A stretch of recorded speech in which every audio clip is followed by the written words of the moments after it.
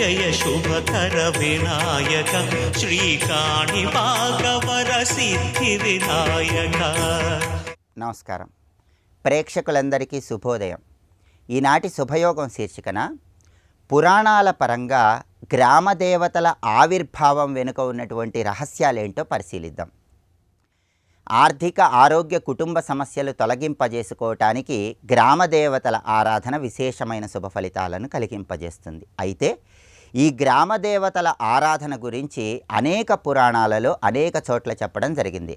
ప్రధానంగా శ్రీమద్భాగవతం 10వ స్కందంలో యోగమాయ కంసుడికి హెచ్చరిక ఇచ్చిన తర్వాత అక్కడి నుంచి అంతర్ధానమైపోయిన తర్వాత శ్రీ మహావిష్ణువు ఆజ్ఞ ప్రకారం ఆ యోగమాయ భూమి మీద అనేక అవతారాలు దాల్చిందని, ఆ అవతారాలలో గ్రామదేవత అవతారాలు కూడా ఉన్నాయని శ్రీమద్భాగవతం 10వ స్కందంలో చెప్పడం జరిగింది.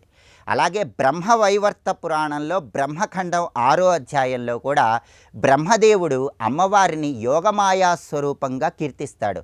మహావిద్య మహామాయ మహామేధ మహాస్మృతి మహామోహాచ భవతి మహాదేవి మహాసురి అంటూ బ్రహ్మదేవుడు అమ్మవారిని కీర్తిస్తాడు.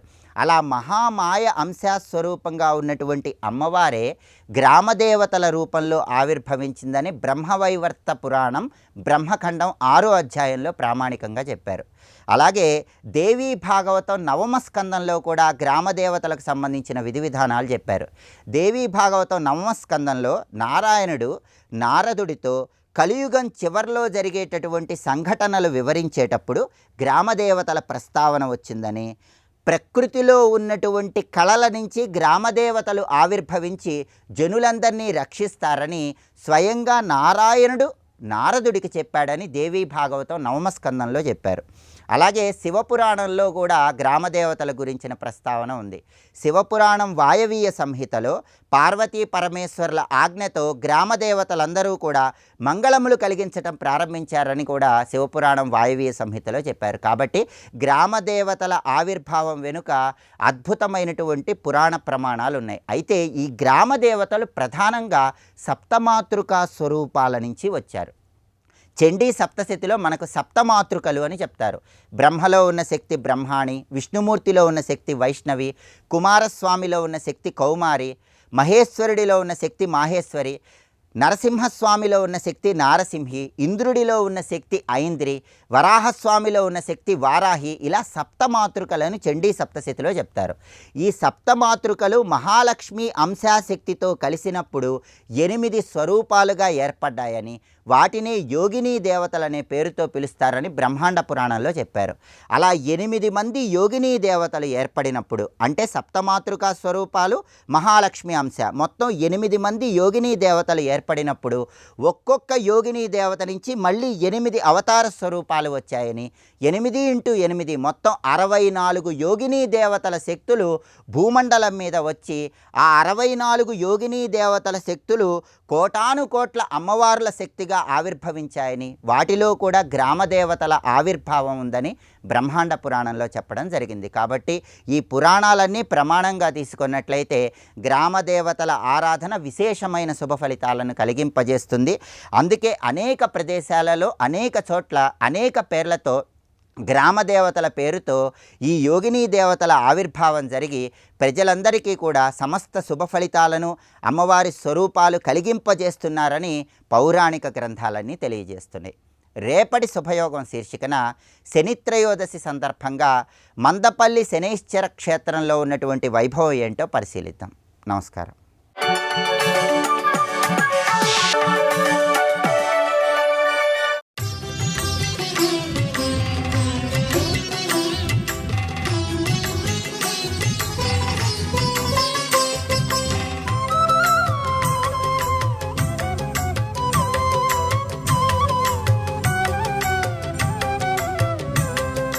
సమస్త లోకానికి అధీశ్వరైన అమ్మ వద్దకు వెళ్ళాలి కనుక ఆ ప్రాకారం చూస్తూ ముచ్చటపడి చాలా బాగుంది అనుకోవాలి.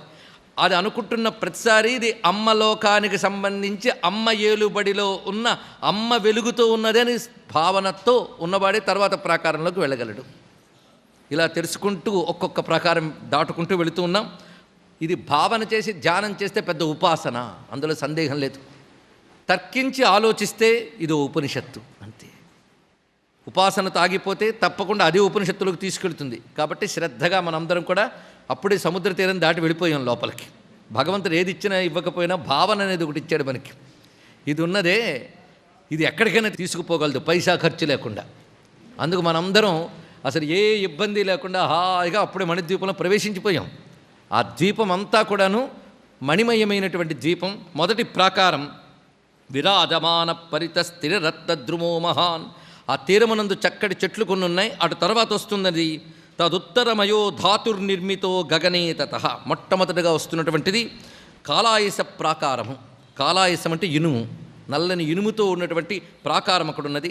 అయితే ప్రతి ప్రాకార విస్తారము కూడా ఇక్కడ చెప్తున్నారు సప్తయోజన విస్తీర్ణ. సప్తయోజనములే వివరిస్తున్నారు ఇక్కడ. అయితే ఈ ప్రాకారం దాటి మనం లోపలికి వెళితే అక్కడ అనేక మంది అక్కడ సైనికుల్లాగా రక్షకుల్లా ఉంటూ ఉంటారు. పైగా దేవతలందరూ వస్తూ ఉంటారు. అక్కడ వారి వారి వాహనములు నిలిపి ఉంచుతారట. అలా వాహనాలు ఎన్నెన్ని అక్కడ నిలబడతాయో లెక్కలు, అంటే పార్కింగ్ ఏరియా అనమాట. ఆ వచ్చినటువంటి దేవతలందరూ కూడా వారి వారి వాహనాలు నిలిపి ఉంచుతారు. పైగా దేవతలు అనేక మంది అమ్మవారి లోకాన్ని చూడడానికి వస్తారు కనుక సందడి ఎక్కువైపోతుంది. ఈ సందడిని నిగ్రహించడానికి గాను నియంత్రించడానికి గాను అక్కడ అమ్మవారి యొక్క భటులు ఉంటారు, స్త్రీమూర్తులు. వాళ్ళు బెత్తాలు చేత్తో పట్టుకుని ఆ దేవతలను అప్పుడప్పుడు కొడుతూ ఉంటారట. సైలెన్స్ సైలెన్స్ అంటూ జాగ్రత్తగా ఉండండి అని. ఆ విధంగా వాళ్ళు అక్కడ కోలాహలాన్ని తగ్గిస్తూ ఉంటారు ఇక్కడ. అందుకు హయహేష కురాఘాత బధిరీకృత దిన్ముఖ గణ కిలకిలారావేర్ వేత్రహస్తైశ్చ తాడితా.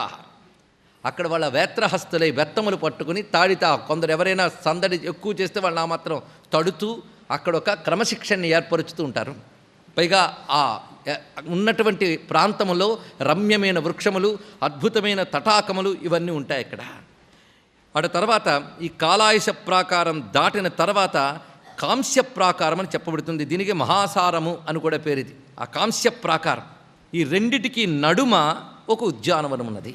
అంటే మనం మొట్టమొదటి చూసుకుంటున్నది ఒక ప్రాకారం, అక్కడ పార్కింగ్ ఏరియా. దాని తర్వాత మరొక ప్రాకారం. ఈ రెండిటికి మధ్యలో ఉన్నటువంటిది ఉద్యానవనాలు. ఈ ఉద్యానవనాలు ఒక్కొక్కటి వస్తున్నాయి. మొట్టమొదటి వచ్చినటువంటి ఉద్యానవనంలో అనేక వృక్షజాతులు ఉన్నాయన్నాడు. గోపురద్వార సహితో బహువృక్ష సమన్విత. మొదటిది విన్నాం, ఇప్పుడు ఇది వినాలి. మొదటి దానిలో 4 ద్వారములు, 4 ద్వారాల మధ్య వందలాది అమ్మవారి గణములు ఉన్నాయి.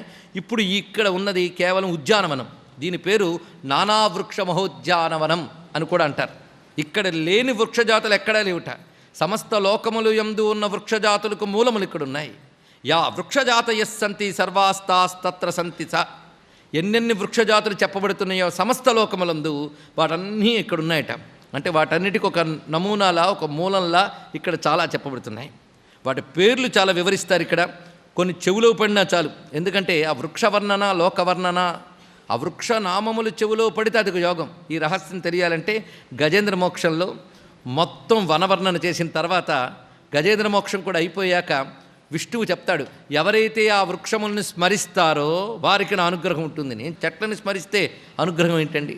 మరి ఊరికనే రాశారా మన మహానుభావుడు పోతన గారు? అది మరి ఇనుమాతులుంగ లవంగలుంగ చోతకేతకి భల్లాత కామ్రాతక బరస బదురవకళి వటకుట కొంద కొరవక కోవిదార ఖర్జూర జంబూ జంబీర పిచుమంద అంటూ అంత పొడుగును వర్ణిస్తాడు చెట్లను అన్నిటినీ. ఎందుకు వర్ణించాడు? ఆయన కంటే ముందు వ్యాసుడు వర్ణించాడు అక్కడ. దాన్నే ఆయన తెలుగులో లాగారు. మళ్ళీ చిట్ట చివరికి ఇదేదో వర్ణనను మనం తీసి పడేయకుండా అది దానితో పాటు ఎవరైతే గజేంద్ర మోక్షాన్ని ధ్యానిస్తారో వారిని నేను రక్షిస్తాను అన్నాడు అగారు. అది త్రికూటం అనేటువంటి క్షీరసాగర మధ్యంలో ఉన్న ఒకానొక పర్వతము, అక్కడున్న అరణ్యం కనుక అది ధ్యానించాలి. అదేవిధంగా మణిద్వీపంలో ఉన్న వృక్షములు ఇవన్నీ దివ్యమైనటువంటివి అని అలాంటి భవ్యమైన వృక్షముల పేర్లు చెప్తున్నాడు. ఆ వృక్షములు ఎప్పుడూ కూడా ఎండిపోవడం, వాడిపోవడం అనేది ఉండదు. నవపల్లవ సంయుక్త చక్కని చిగురులు, పచ్చని ఆకులతో శోభిల్లుతూ ఉంటాయి. నిరంతరం పుష్పయుత, ఎల్లవేళల పువ్వులు ఉంటాయి. సదా ఫల సంయుత, ఎల్లవేళల ఫలములు ఉంటాయి. పైగా వర సౌరభ సంకులా, చక్కటి వాసనలు వెదజల్లుతూ ఉంటాయి. వాటి పేర్లు కొన్ని చెప్తున్నారు. పనస, వకుళ, లోధ్ర, కర్ణికారాశ్చ శింశుపాహ, దేవదారు, కాంచనార, ఆమ్రాశ్చైవ సుమేరవ, లికుచ, హింగులాశ్చైల, లవంగ, కట్ఫలాస్తదా, పాటలా, ముచుకుందాశ్చ, ఫలిన్యో జగనే ఫలా, తాళాస్తమాలా, సాలాశ్చ, కంకోలా, నాగభద్రకా, పున్నాగా, పీలవ, సాల్వకా, వై కర్పూర శాకిన, అశ్వకర్ణ, హస్తికర్ణ, స్థాళవర్ణాశ్చ, దాడిమా, గణిక, బంధుజీవాశ్చ, జంబీరాశ్చ, కురండకా, చాంపేయ, బంధుజీవాశ్చ, తథైవై కనకద్రుమా, కాళాగరుద్రుమాశ్చైవ తథా చందనపాదపా, ఖర్జూర, యూథికా, స్థాళపర్ణ్యశ్చైవ తథేక్షవ, క్షీరవృక్షాశ్చ, ఖదిరాశ్చింబ, భల్లాతకాస్తథ, రుచక, కుటజ, వృక్ష, బిల్వవృక్షాస్తథైవ చ, తులసీనాం వనాన్యేవం మల్లికానాం తథైవ చ ఇత్యాది తరుజాతీనాం. ఇన్ని చెప్పి మొదలైనవన్నాడు. మళ్ళీ అంటే ఇంకెన్ని ఉన్నాయో చూడండి. ఇలాంటి దర్శనం మనం భావించాల్సిందే, లేదా తల్లి చూపించాల్సిందే. ఒక మహానుభావుడికి చూపించింది ఆ తల్లి. ముందు ఆ వృక్షాలు రా, అలా కాలనీకి రా, ఆ కాలనీలో నేను ఉంటానని చెప్పింది ఆవిడ. అక్కడ దర్శనం ఇచ్చింది. వెంటనే నేను ఒళ్ళు పులకించిపోయి తాను చూసిన సుధాసముద్రంతో మొదలుపెట్టాడు. జై జనని సుధాసముద్రాంతరుజ్జన్మని ద్వీప సంరూఢ బిల్వాటవీ మధ్య. అక్కడ బిల్వాటవి అని చెప్పింది నానా వృక్ష మహోద్యానవనం. అందులో ఆ చివరికి వచ్చినప్పుడు బిల్వ వృక్షములు బాగా కనబడ్డాయి ఎవరికి? కాళిదాసుకి. అన్ని వృక్షములు చూసినప్పటికీ బిల్వాటవి ఆయనకి ప్రధానంగా అమ్మవారు చూపించారు. ఎందుకంటే ఏ జీవుణ్ణి ఎలా తరింపజేయాలో వాడికి ఆ దర్శనమిస్తుంది అమ్మవారు. అందుకే బిల్వాటవి మధ్య కల్పద్రుమా కల్పకాదంబ కాంతార వాసప్రియే. ఇప్పుడు మనం ఈ నానా వృక్ష మహోద్యానం దాటితే కల్ప వనంలోకి ప్రవేశించాలి. మొత్తానికి అనేకములైనటువంటి తరుజాతులతో ఉన్నటువంటివి. ఇక్కడ చక్కని కొలనులు ఉన్నాయి. వాటిలో రమ్యమైన హంసలు సంచరిస్తూ ఉంటే నిర్మలమైనటువంటి ఈ భవ్యమైనటువంటి వృక్షవనంలో నానాపక్షి సమాకులాహ, ఆ పక్షులు కూడా రెక్కలు అల్లార్చుతూ ఉండగా దివ్యనాదములు వినబడుతూ ఉంటే చక్కని లేళ్ళు మొదలైనటువంటి రమణీయమైన జంతు సమూహం తిరుగుతూ ఉంటుంది ఈ రమ్యమైన ఉద్యానవనంలో. సర్వం శ్రీ జగన్మాతృ చరణారవిందార్పణమస్తు. స్వస్తి.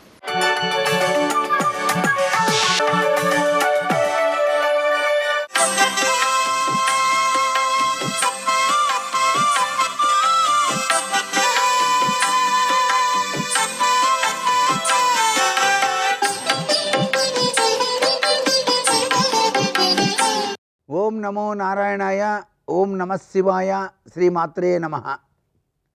ఈరోజు ద్వాదశి తిథి. తప్పనిసరిగా భీష్మాచార్యుల వారిని కూడా మనసు నిండా తలుచుకోవాలి.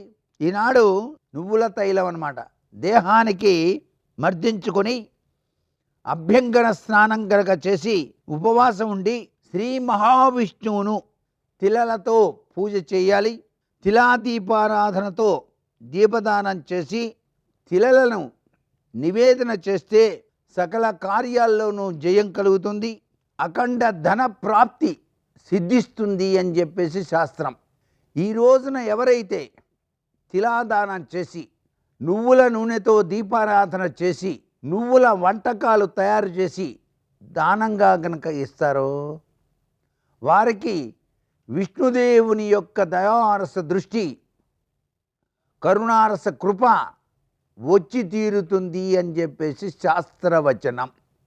ఇంతటి విశిష్టవంతమైనటువంటి ఈ యొక్క మాఘశుద్ధ ద్వాదశిని మనమంతా కూడా ఆచరించి దురదృష్టాన్ని తొలగించుకొని అదృష్టవంతులమై ఈ జీవితాన్ని సుసంపన్నం చేసుకుందామా? మరి సర్వే జనా సుఖినో భవంతు.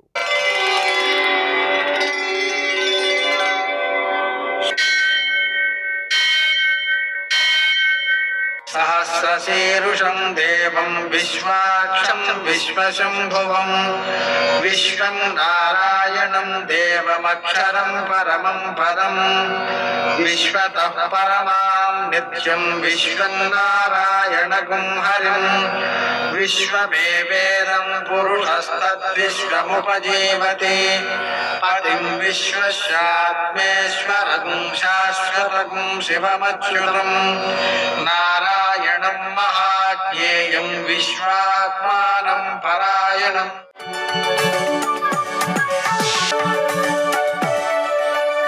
సూర్యశౌర్యమథేందురింద్రపదవీ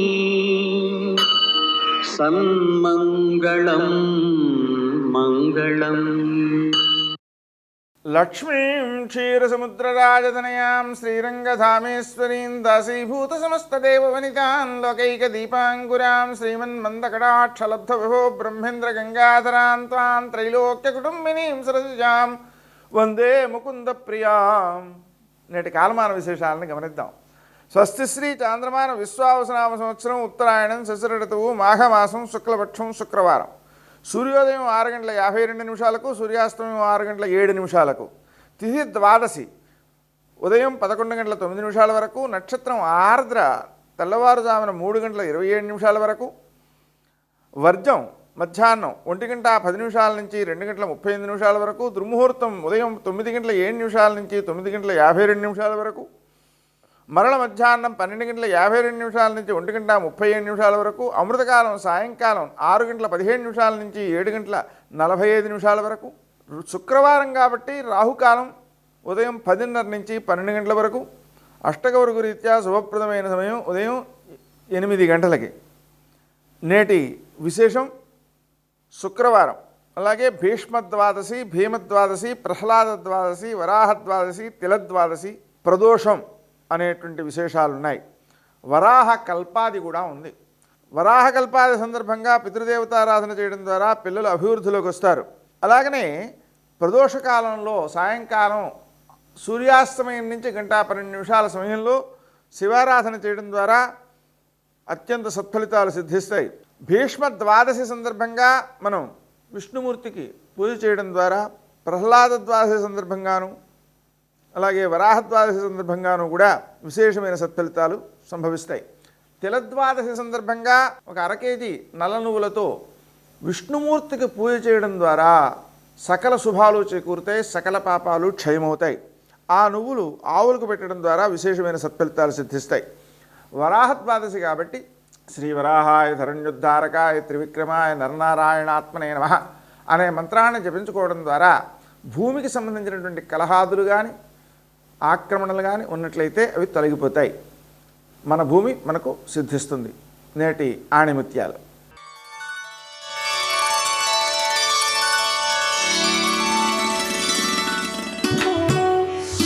అన్ని పనులకి మూలం మంచి ఆలోచన.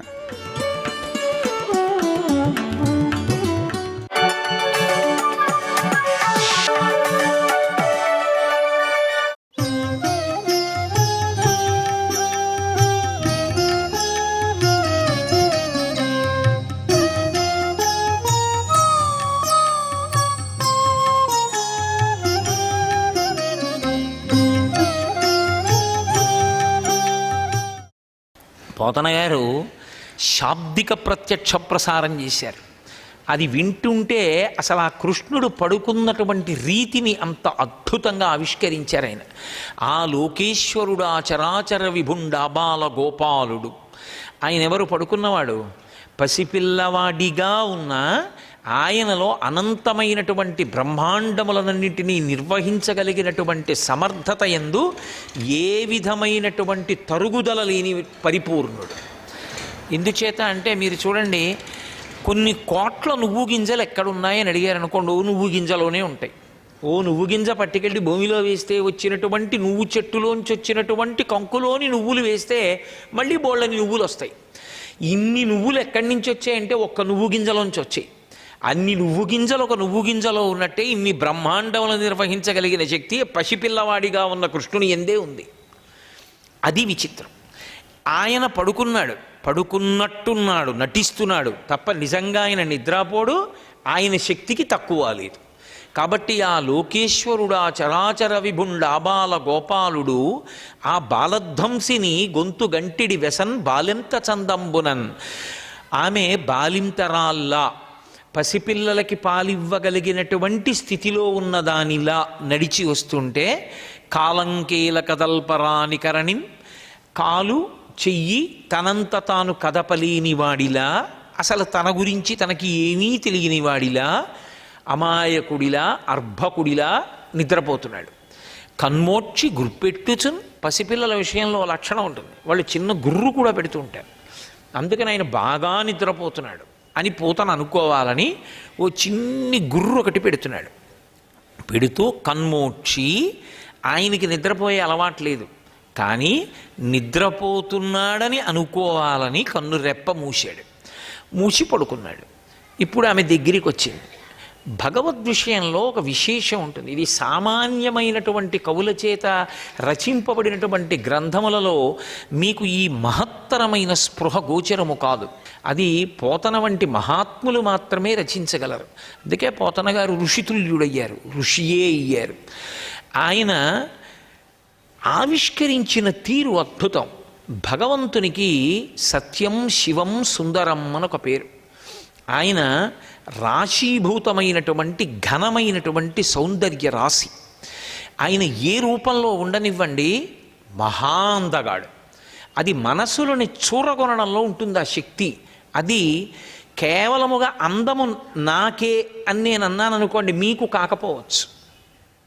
మీరు చూడండి, అందము అని నేను అన్నాను అనుకోండి, అది నాకు అందమైనది మీకు అందం ఎప్పుడూ కాకపోవచ్చు.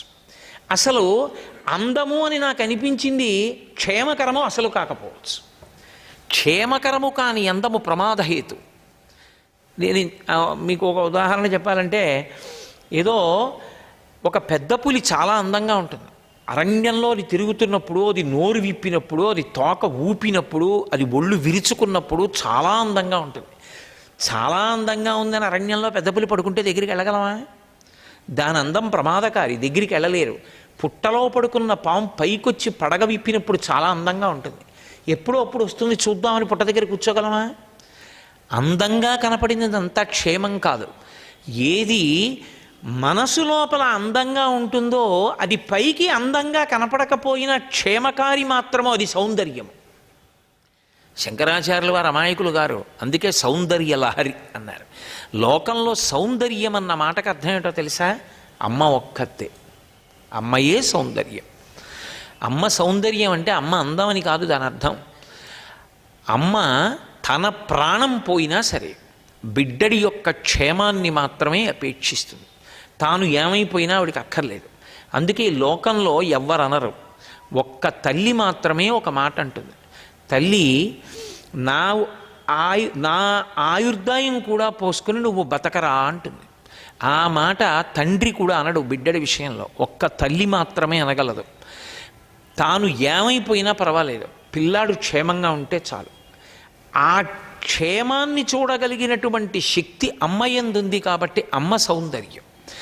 సౌందర్యమైన వస్తువు ఎప్పుడైనా సరే మీరు గుర్తుపెట్టుకోండి, ఎలా ఉందన్న దానితో సంబంధం ఉండదు.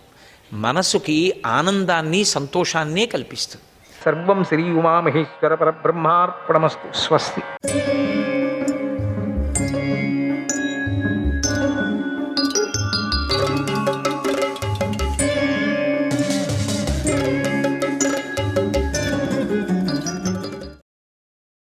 న చ ప్రీణయతే చక్షుః సదా దుర్యోధనస్య సహ క్రూరోऽసౌ దుర్మతిః క్షుద్రః రాజ్యలుబ్ధో న పత్రపః.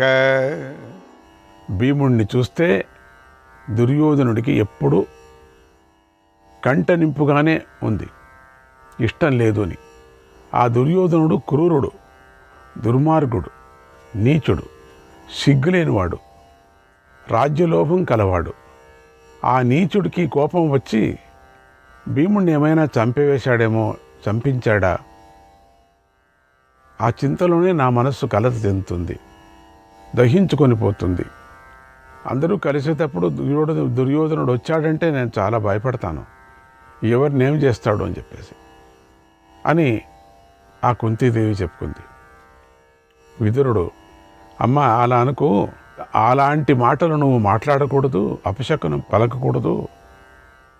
ఈ విషయంలో దుష్టుడైన దుర్యోధనుడిని మనం విచారిస్తే వాడు మిగిలిన నీ పుత్రులను కూడా దెబ్బతీస్తాడు. ఇప్పుడు వెళ్ళి మనం అడగచ్చు భీముడు ఎక్కడున్నాడు అని. చాలా బాధపడుతున్నారు వీళ్ళు అని చాలా సంతోషపడి మిగతా వాళ్ళని కూడా ఒక్కొక్కరిని చంపేస్తాడు. పూర్వం వ్యాస మహర్షి చెప్పిన విషయాన్ని ఒక్కసారి గుర్తుకు తెచ్చుకో.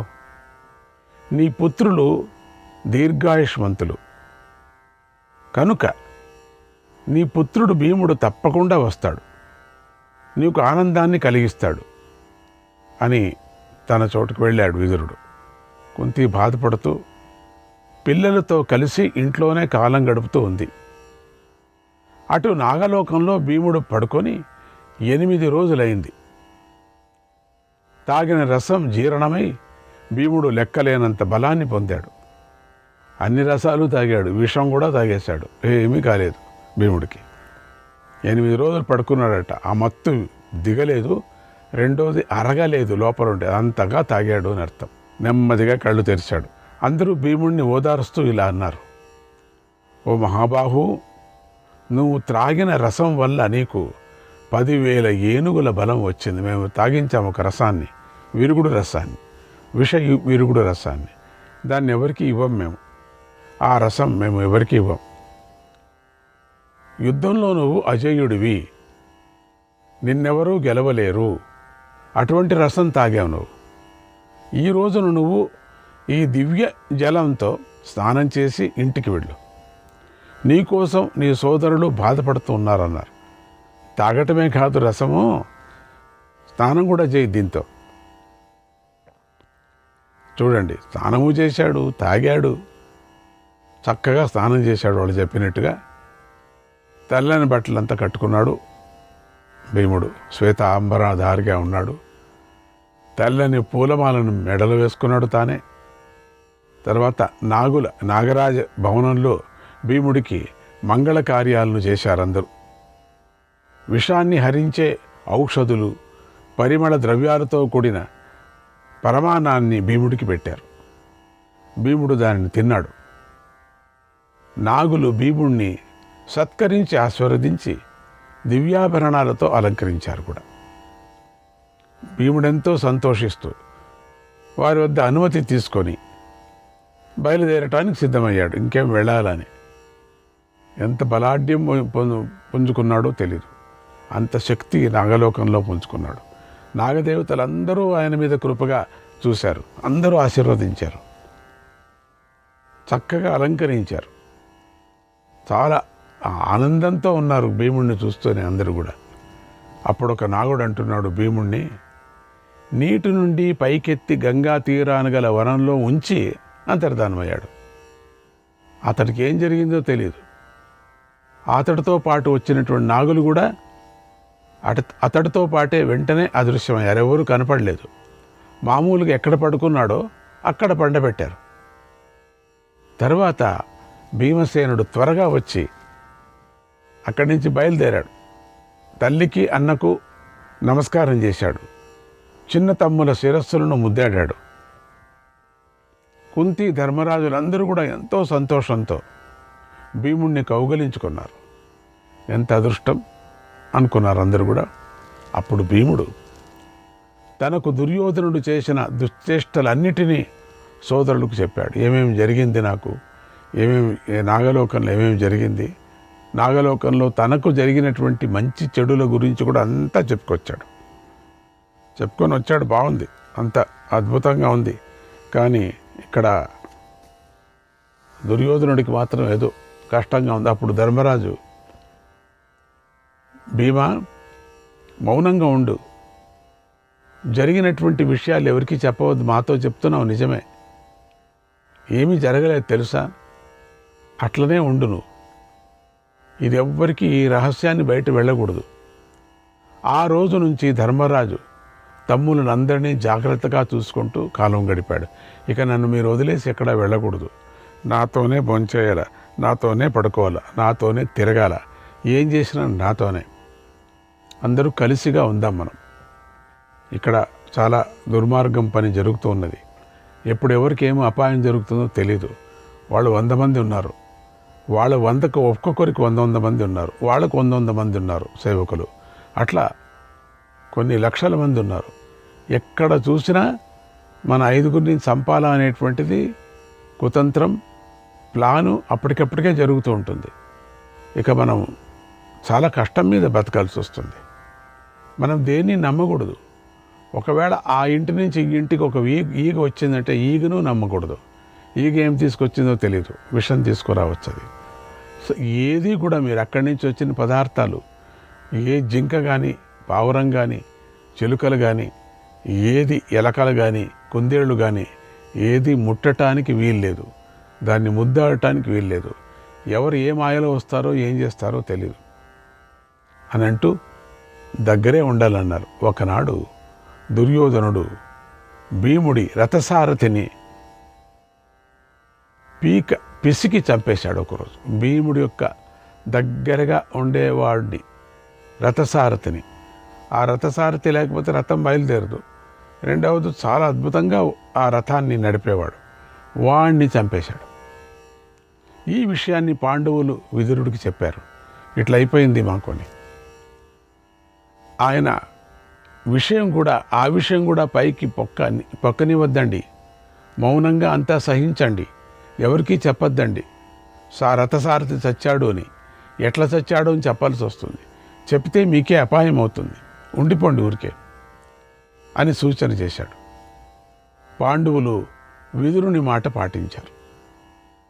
ఇంకొకనాడు దుష్ట దుర్యోధనుడు భీముడు తినేటువంటి భోజన పదార్థాలతో కాలకూట విషాన్ని కల్పించాడు. అది కొత్తది, తీవ్రమైనది, విషప్రభావాన్ని త్వరగా చూపిస్తుంది. ఆ రహస్యమైన విషయాన్ని వైశ్యపుత్రుడైనటువంటి యుయుత్సుడు పాండవులకు చెప్పాడు. యుయుత్సుడు చూస్తున్నాడు. భీముడేమి బెదరుకోకుండా దాన్ని కూడా హాయిగా తినేశాడు. ఏ వికారాన్ని పొందకుండా జీర్ణం చేసుకున్నాడు. ఎందుకంటే ఈ పాటికి అప్పుడే విషం తిన్నాడు కదా భీముడు, రసము తాగాడు కదా. ఇంకా ఏ విషము ఎక్కినా కూడా, ఏ నాగులు కరిచినా కూడా, ఏ విషము పాత్రలో వేసి కీర్లో వేసి తాగించినా కూడా భీముడికి ఏం కాదు. అది ఎవరికి తెలియదు కదా. తిన్నాడు లక్షణంగా, గారెలు బూరెల్లాగా తిన్నారు, అత్తరసాలు తిన్నాడు, తక్షణంగా తిన్నాడు. భోజనం ఆ రోజే ఎక్కువ చేశాడు. ఈరోజు అద్భుతంగా రుచిగా ఉందని అందరికీ వేరే చెప్పాడు. మళ్ళీ అడిగి ఇప్పించుకున్నాడు. విషమంతా అయిపోయింది అయినా కూడా తిన్నాడు. తినేసి జీర్ణం చేసుకున్నాడు. రాయి కూడా తింటాడు ఆయన భీముడు. వీళ్ళందరికీ షేక్ అయిపోయారు అందరూ. ఏంటి, మనము కలిపినటువంటి విషం ముద్దలుగా తింటున్నాడు, ఏమిటిది మనిషి అట్లా తింటున్నాడు, అసలు ఇక్కడికే వాసన వస్తుంది, ఆ విషం వాసన. చప్పరించుకొని తిని ఇంకా ముద్దలు పెట్టించుకుంటున్నాడు. ఇదేం మనిషి అయ్యా? ఆ విషం అతి తీక్ష్ణమైనా కూడా భీముడిని కొంచెం కూడా బాధించలేదు. అని తినేశాడు మొత్తం.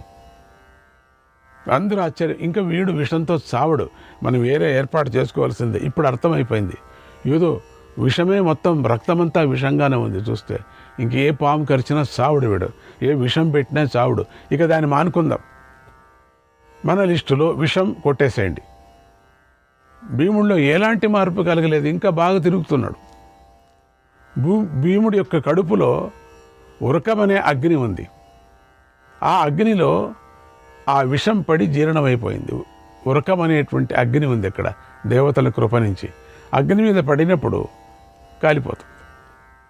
మనం కూడా ఆహారం తినేటప్పుడు ఈ అనాహత చక్రం నుంచి వెళ్ళిపోవాలి కిందికి. ఎక్కువ ప్రాణాయామం చేసి, తపస్సు చేసి, ఎక్కువ ఏకాగ్రతతో, నిష్ఠతో మాటలో కానీ చేష్టల్లో కానీ, మరి తమ యొక్క పనుల్లో కానీ, తమ కర్తవ్య దృష్టిలో కానీ ఎవరు ఈ ప్రాణాయామాలను మొత్తం అభ్యసిస్తారో, ఏండ్ల కొద్దీ, నెలల కొద్దీ, రోజుల కొద్దీ కాదు, 2 వీక్సా 3 వీక్సా కాదు, అది కోర్సు. నీ చచ్చేంత వరకు చేస్తూ ఉండాలి. ఎప్పుడో జన్మాంతరంగా కూడా నీకు అది అబ్బుతుంది. ఎవరు చేస్తారో వాళ్లకు ఫుడ్ పాయిజన్ కాదంటారు. అందుకనే యోగాభ్యాసం అంటే ప్రాణాయామం, ప్రాణాయామం, దత్తక్రియా యోగం, దాంట్లో నేర్చుకుంటే మీరు ఆ ప్రాణాయామాలు వరుసగా ఇప్పుడు అన్ని చోట్ల చెప్పేస్తున్నారు.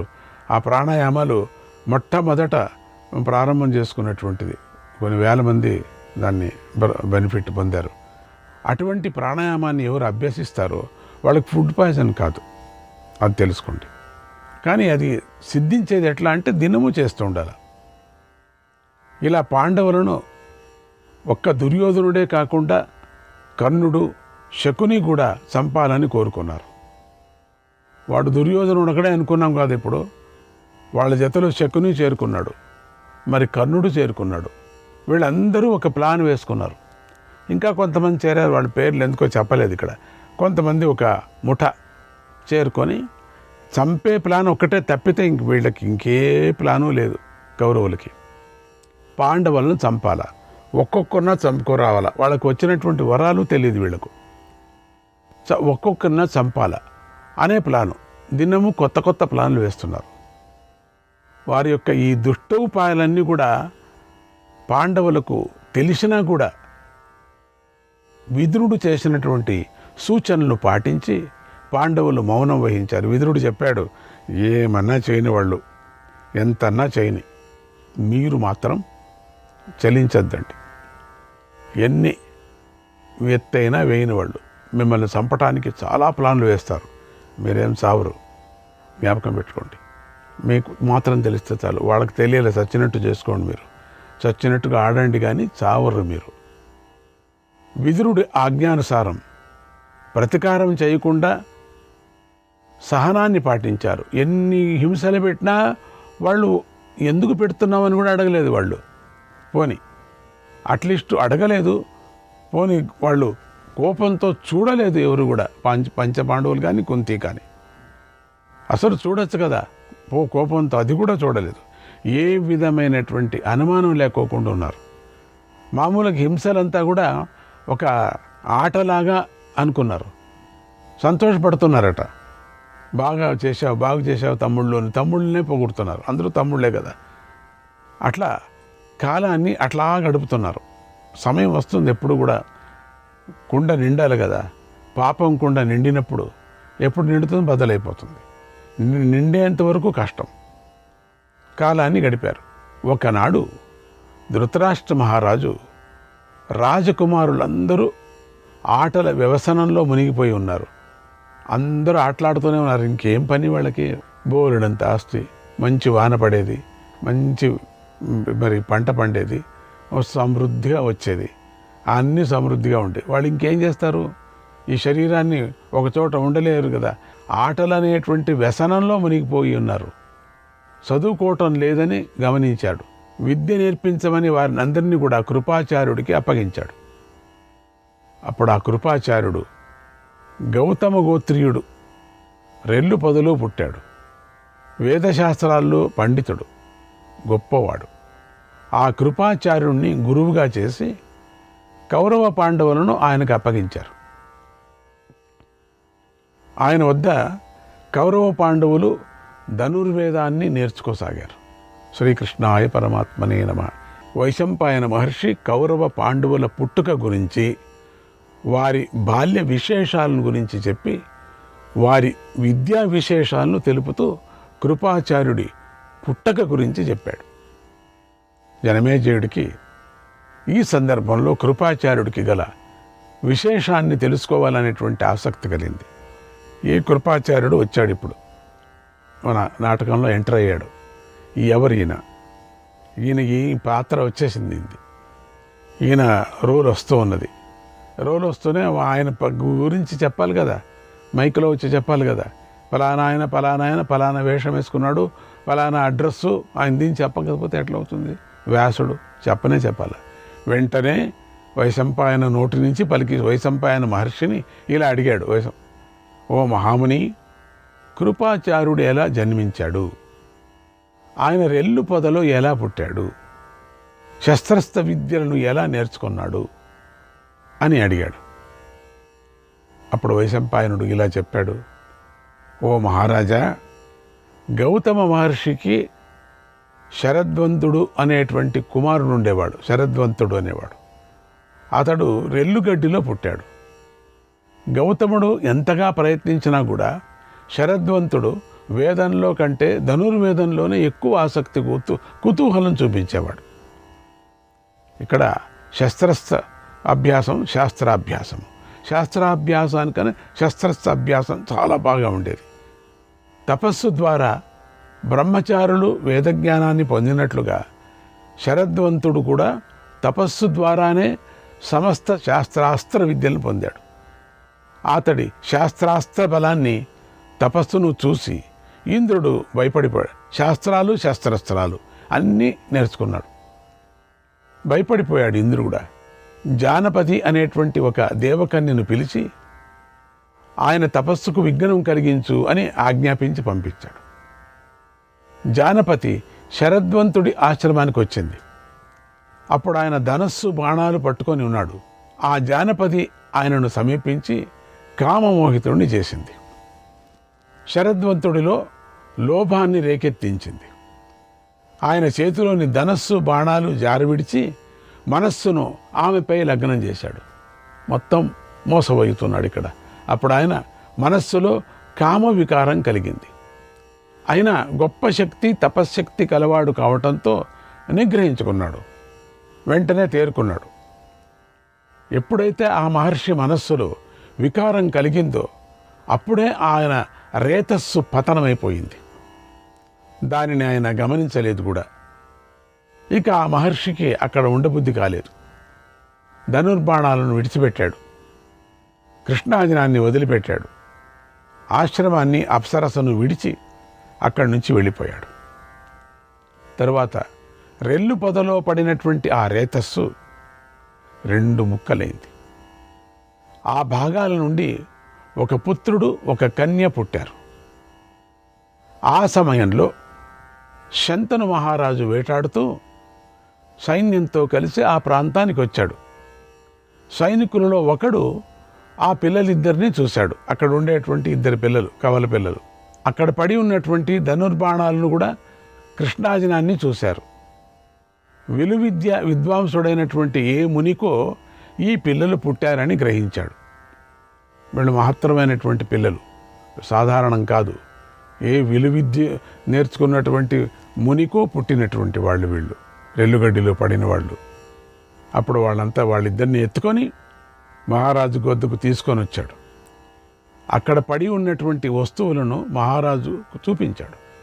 ఇవన్నీ వస్తువులు పడ్డాయని. శ్రీకృష్ణాయ పరమాత్మనే నమః.